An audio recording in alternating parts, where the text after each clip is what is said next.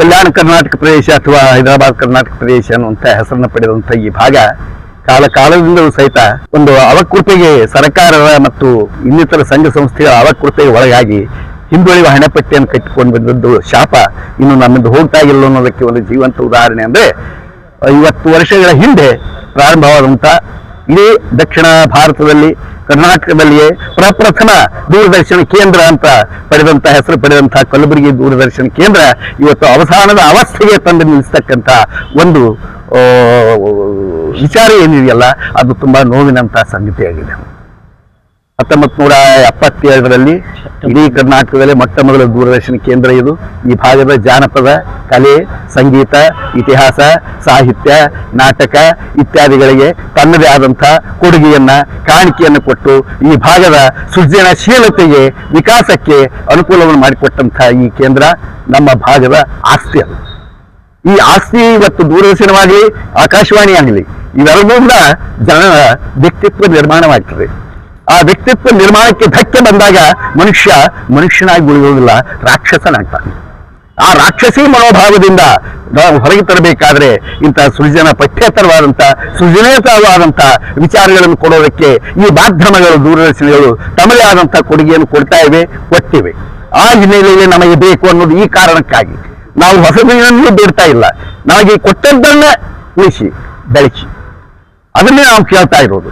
ಯಾಕೆ 48 ವರ್ಷಗಳಿಂದ ಬೆಳೆದು ಬಂದಂತಹ ದೂರದರ್ಶನ ಒಂದೇ ಒಂದು ಕಾಲಕ್ಕೆ ನೀವು ಕಾರ್ಯಕ್ರಮ ಮಾಡಬಾರ್ದು ಮುಸ್ತಾ ಇದ್ದೀವಿ ಅಂದ್ರೆ ಏನರ್ಥ? ಅದು ಏನಾದರೂ ಇದಕ್ಕೆ ವ್ಯವಸ್ಥಿತವಾದ ಸಂಚು ಇದೆಯಾ?